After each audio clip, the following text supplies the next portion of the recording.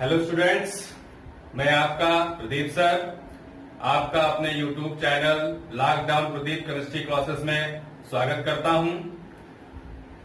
आज हम लोग haloalkane and haloarenes का लेक्चर नंबर 7 पढ़ेंगे, जो है chemical reactions of hello alkanes. Chemical reactions of hello alkanes. तो लेक्चर स्टार्ट करने से पहले मैं आपको यहां पर एक बात बताना चाहता हूं।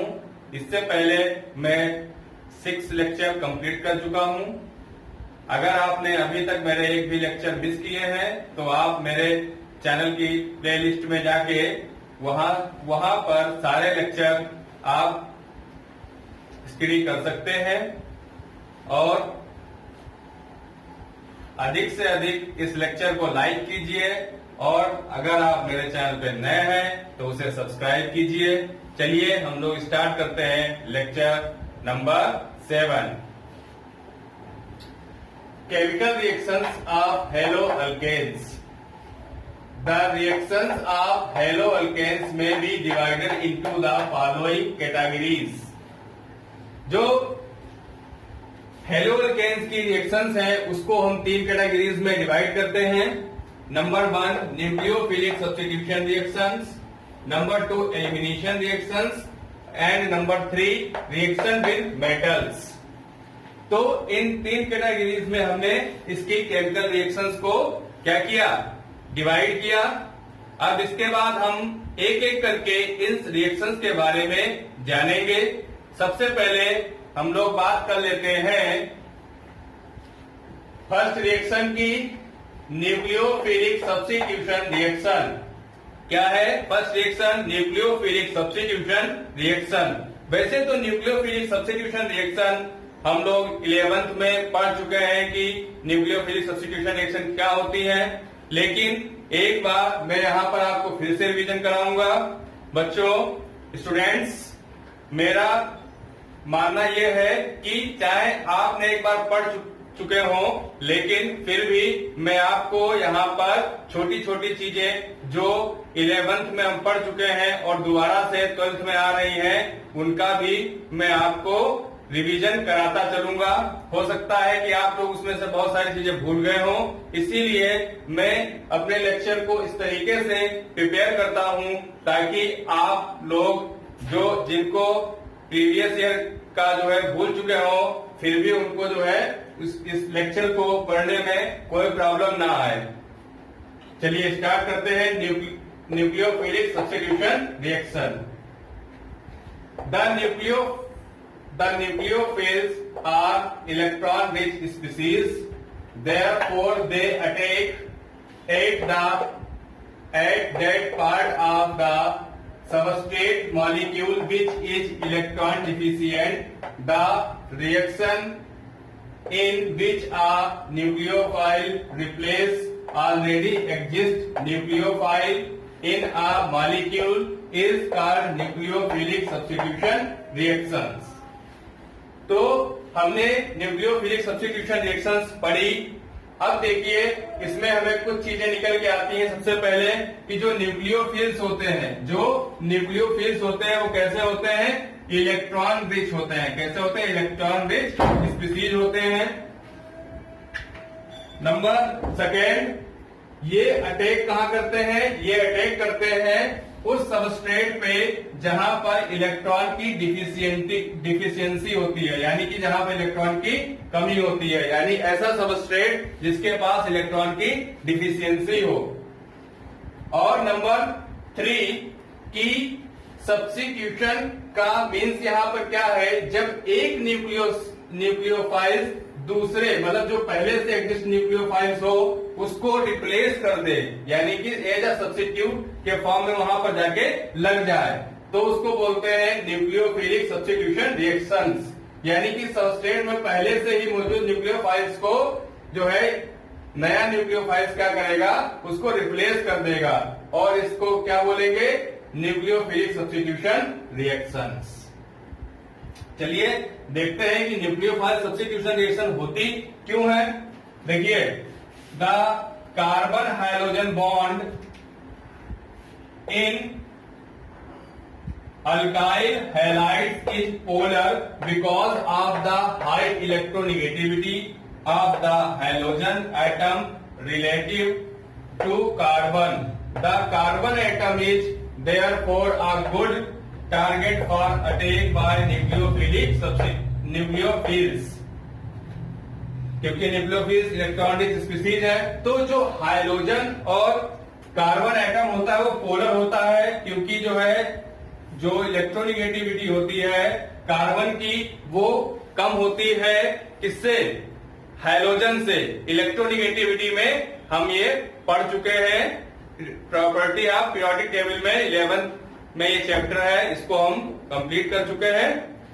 तो इलेक्ट्रोनिगेटिविटी जिसकी ज्यादा होती है बॉन्ड में, वो क्या होता है, वहां पर जिसकी ज्यादा होती है अगर बॉन्डिंग में है तो उसके ऊपर पार्शली नेगेटिव, और जिसकी कम होती है उसके ऊपर पार्शली पॉजिटिव चार्ज आता है।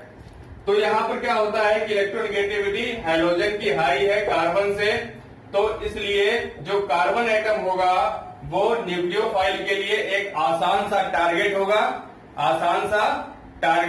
होगा। क्यों? क्योंकि जो इलेक्ट्रोनिगेटिविटी जब कार्बन की कम हो जाएगी तो वहां पर इलेक्ट्रॉन डिफिशिएंट स्पीसीज वो बन जाएगी, और न्यूक्लियोफाइल इलेक्ट्रॉन रिच स्पीसीज होते हैं तो उसके ऊपर क्या करेंगे, अटैक करेंगे। देखिए यहाँ पर क्या है, nucleophile substitution reactions are the most common reaction of alkyl halides. Means nucleophile substitution reactions जो होती हैं वो एल्किल हैलाइड्स में बहुत ही कॉमन रिएक्शंस होती हैं। और देखिए ये कैसे काम करती हैं। देखिए ये एक न्यूक्लियोफाइल है जहां पर इलेक्ट्रॉन ये रिच है और इसके ऊपर माइनस चार्ज है। यहां पर मैंने एल्किल हैलाइड लिया। अब एल्किल हैलाइड में जो कार्बन और हाइड्रोजन बॉन्ड है वो पोलर है, यहाँ पर माइनस पार्शली माइनस है, यहाँ पर पार्शली प्लस है। तो ये वाला जो बॉन्ड होगा वो क्या करेगा, वो किधर शिफ्ट हो जाएगा, वो हाइड्रोजन की तरफ शिफ्ट हो जाएगा, और यहां से वो क्या करेगा, निकल जाएगा। तो यहां पर आपने देखा कि X माइनस अपना इलेक्ट्रॉन शेयरिंग का इलेक्ट्रॉन लेकर निकल गया, तो ये क्या कहलाएगा, लीविंग ग्रुप कहलाएगा। अब यहां पर बचा एल्किल हैलाइड जो कि जिसके ऊपर प्लस पार्शली प्लस था, और ये बॉन्ड निकल जाने से उसके ऊपर पूरी तरीके से प्लस चार्ज आ जाएगा।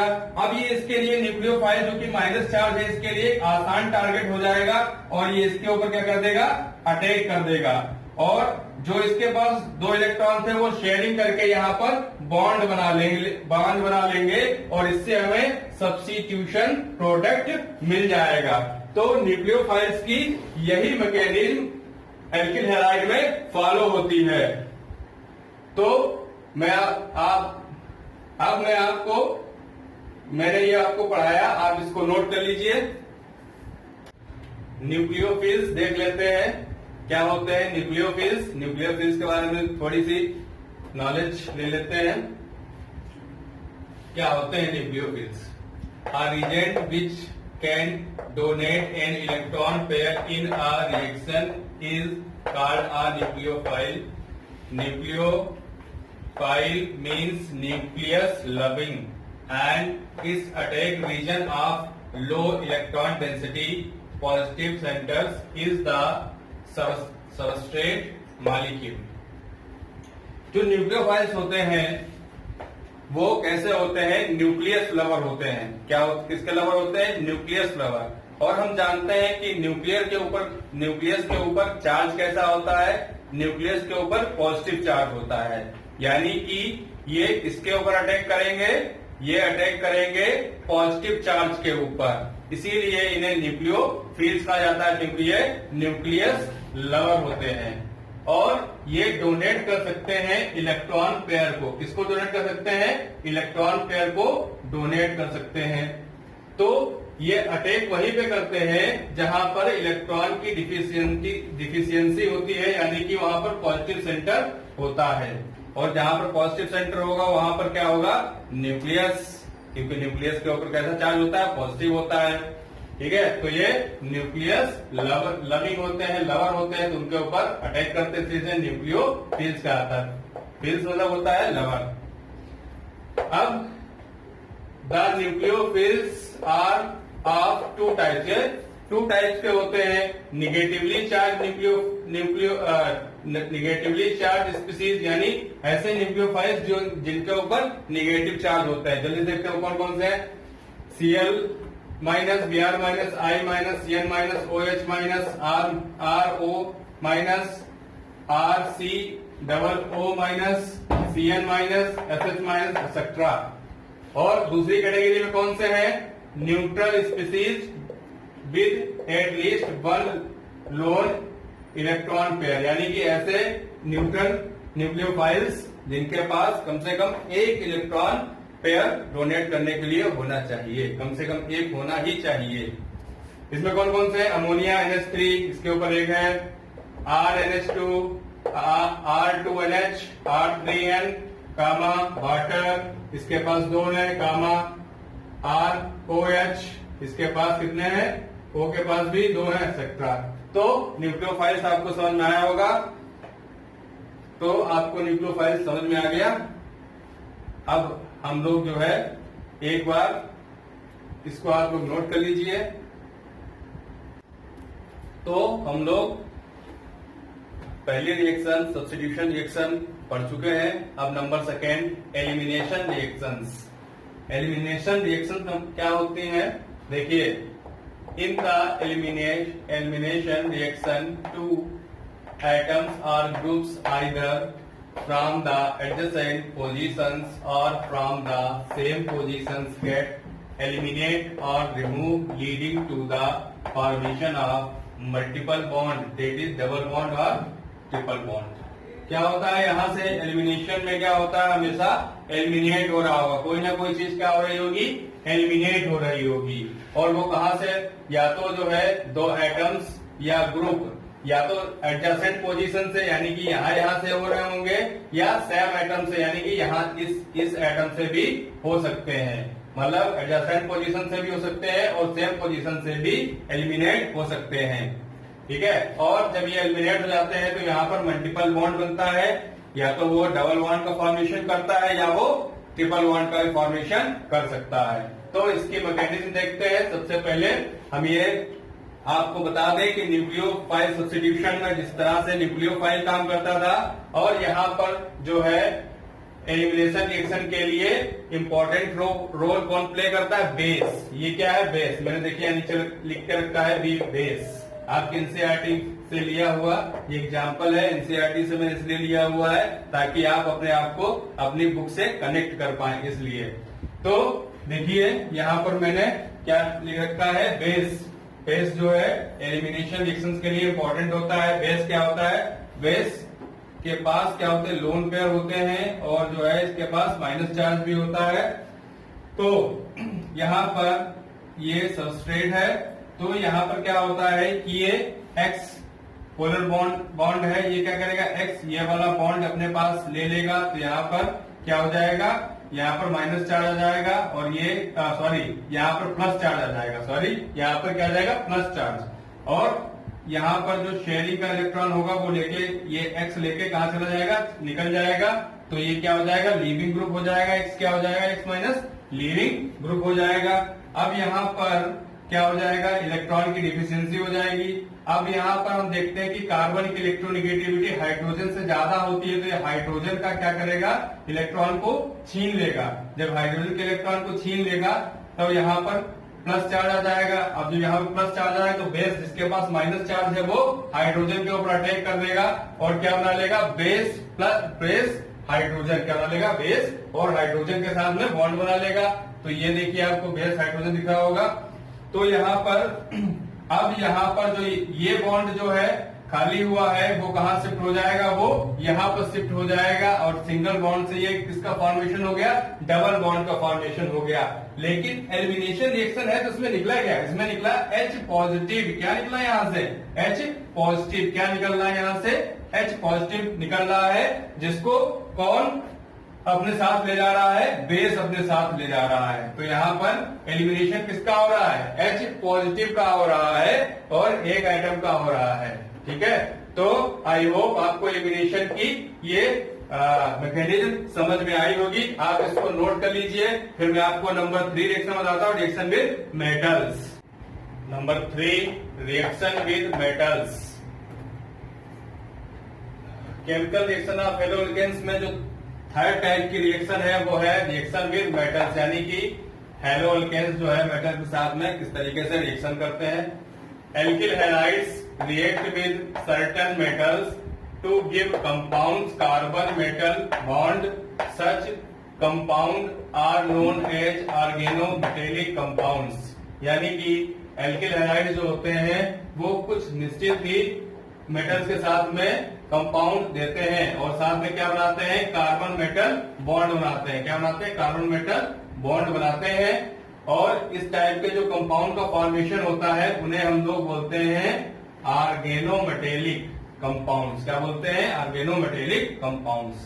तो यहाँ पर मैंने क्या लिया हुआ है, देखिए एल्किल ब्रोमाइड लिया हुआ है CH3CH2Br प्लस Mg के साथ में इसकी रिएक्शन कराई, प्रेजेंस किसकी लगाई, ड्राई ईथर की, तो हमें क्या मिला CH3CH2MgBr। अब इस प्रोडक्ट को हम क्या बोलते हैं, ग्रिग्नार्ड रिजेंट भी बोलते हैं। ये बहुत ही फेमस रिजेंट्स है ग्रिग्नार्ड रिजेंट्स, क्योंकि और इसकी डिस्कवरी किसने की थी, इसकी डिस्कवरी की थी विक्टर ग्रिग्नार्ड ने। उन्हीं के नाम पे इसका नाम ग्रिग्नार्ड रिजेंट पड़ा हुआ है। तो अब यहाँ पे हमारा ये लेक्चर कंप्लीट होता है। 3 टाइप की रिएक्शंस मैंने आपको बताई।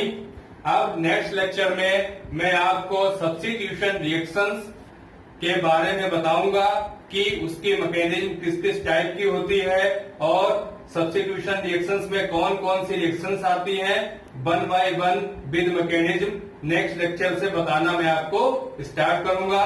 तब तक के लिए थैंक यू।